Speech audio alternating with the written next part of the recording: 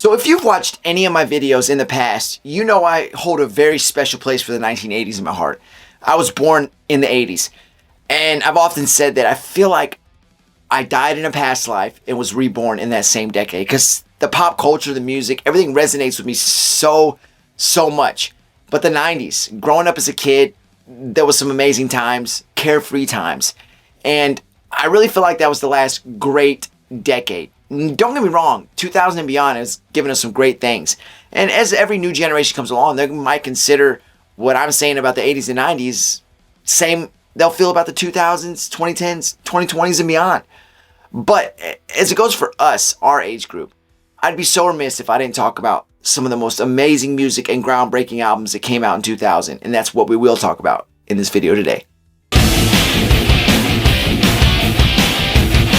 What is going on, everybody? Welcome back, music lovers, especially my rock music lovers. If you're new to the channel, please subscribe to it. That is huge. It'll absolutely help me and this channel grow, and that's what I'm here to do. I'm here to continue delivering this content, and I want to grow. It's an absolute, very much long-term goal of mine, and it's slow going, but hey, we're getting there. That audience is building, and it's thanks to you guys and gals watching right now.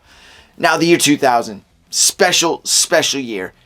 And you can't forget about how 1999 was before we actually rolled into 2000. You had the Y2K bug that was just threatening to destroy the world. Everybody was panicking. It was going to be total chaos. The world was just going to collapse. You know, planes were going to be falling out of the sky. Computers were going to crash.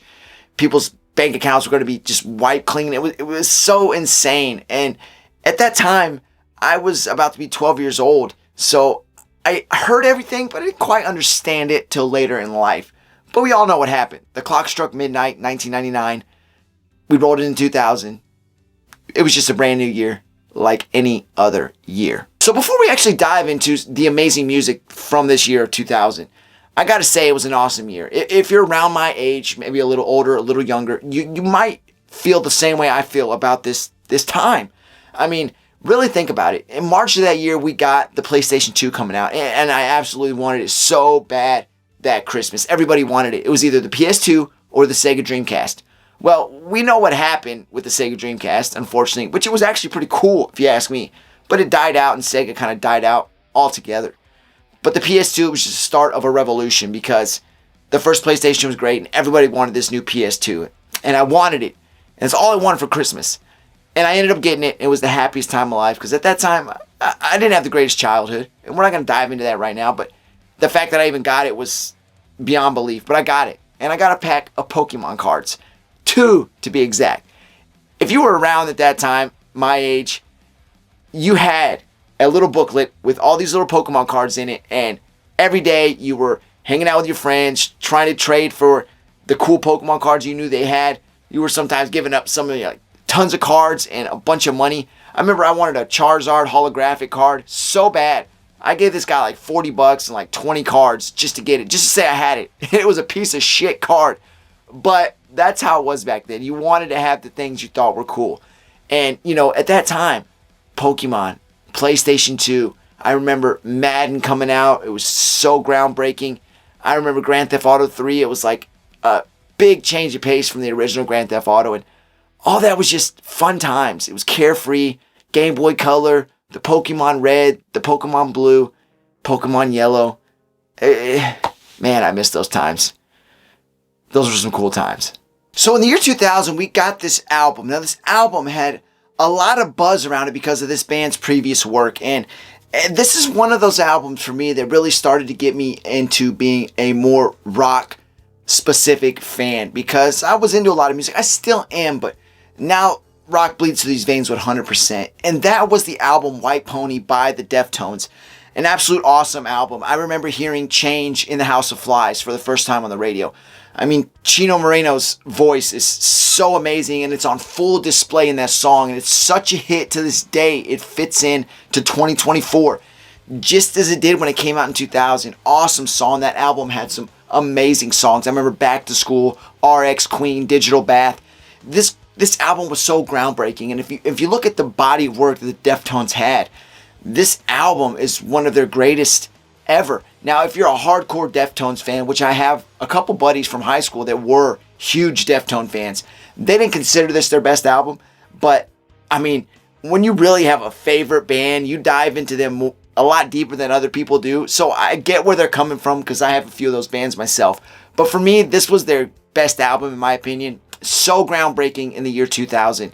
And if it wasn't for Deftones' White Pony, I don't think we got some of the bands we got later on down the line. Like one band that when I first heard them, I said, this has to be 100% inspired by the Deftones. That was the band 10 Years.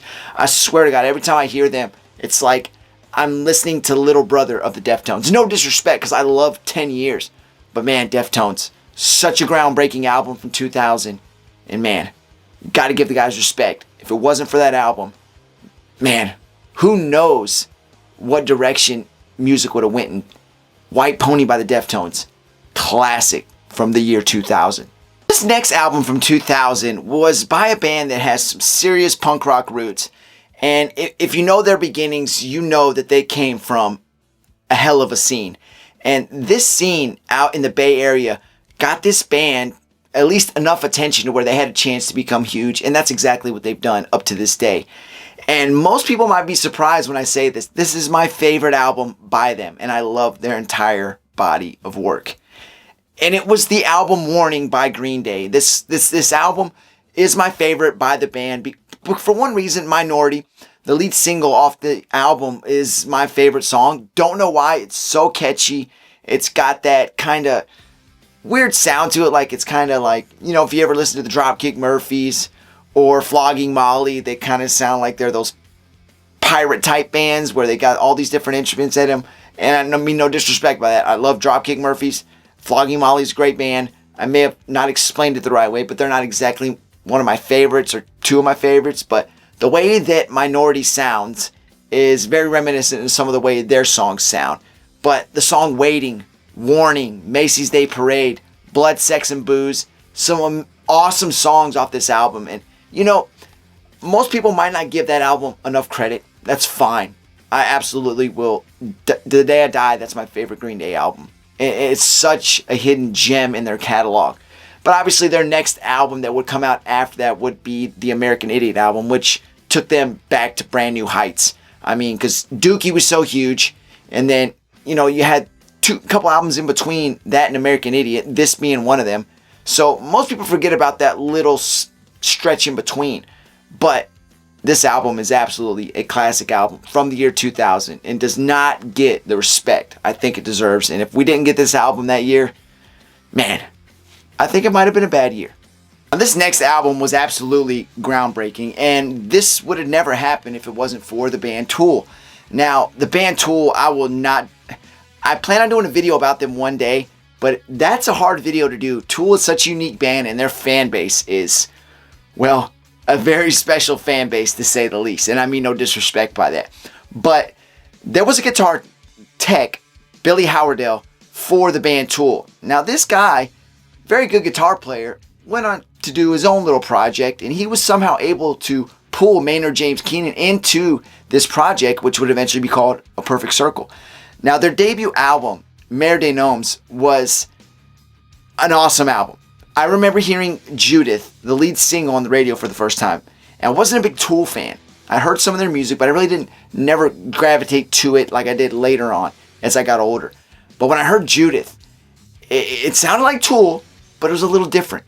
And it was such a badass song.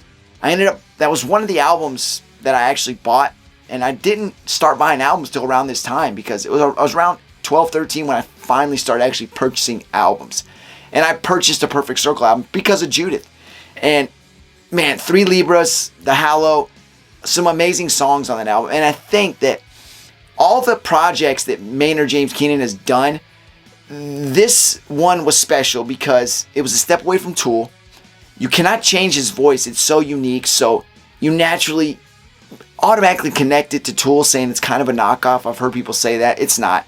It's so different. And Billy definitely puts his mark on it as well with his guitar playing and helping write some of the lyrics, which I find absolutely amazing. And if this album had never came out, I don't know if, you know, man, I don't know how to explain it, but I feel like A Perfect Circle was one of those bands that does not get the respect that it deserves to this day.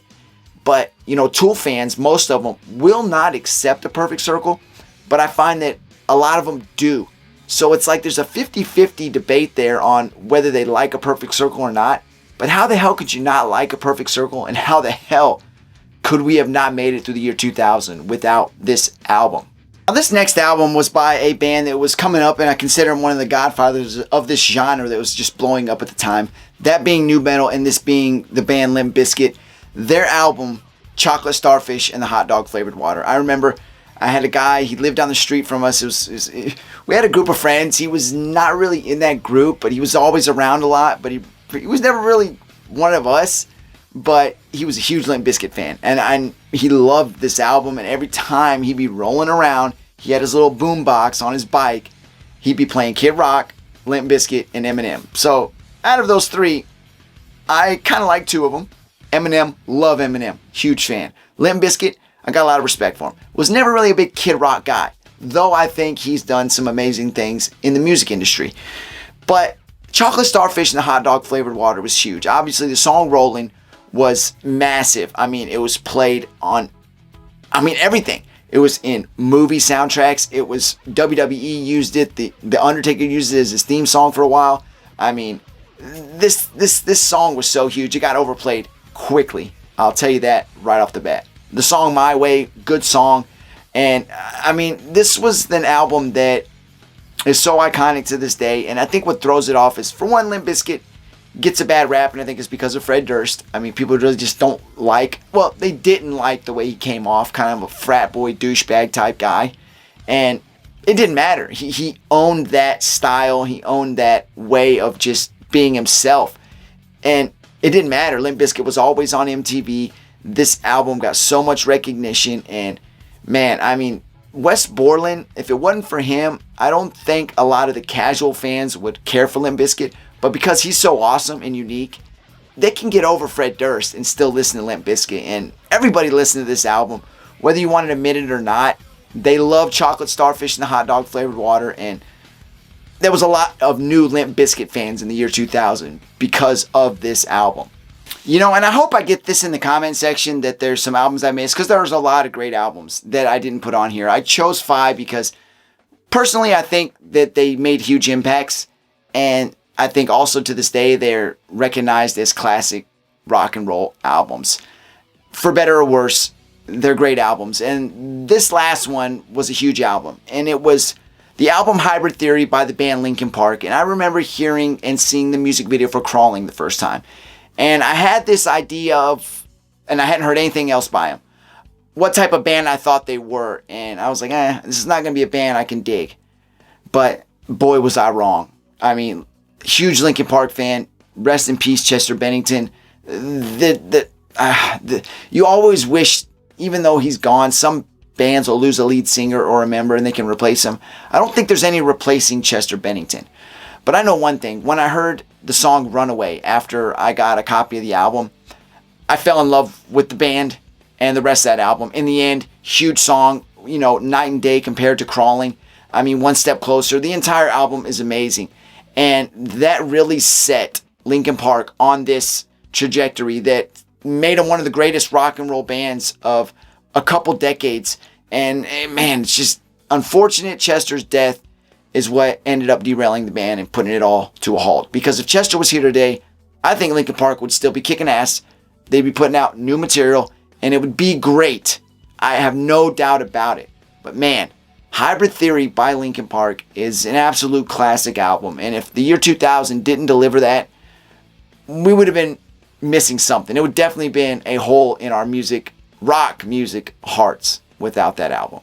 No doubt. So like I said before, man, that time is and it was an amazing time. I absolutely miss that moment. That the year 2000 was special for me personally. I would love to know, do these albums resonate with you, or do they mean something special to you? Do you believe they're as iconic as I think they are? And what were you doing in that year? And if it wasn't the year 2000 for you, that was that year that just brought so many amazing things. It was that moment in life where you still didn't have all this responsibility to the world, and you were just a carefree person who got to live life so free. What year was that for you? Because for me, this year was one of them, the year 2000. And those albums, classics, those bands, awesome bands. And you know what? We'll forever be in debt to them for giving us those gems. But anyway, I appreciate you watching. Please go out there, take care of your friends, your family.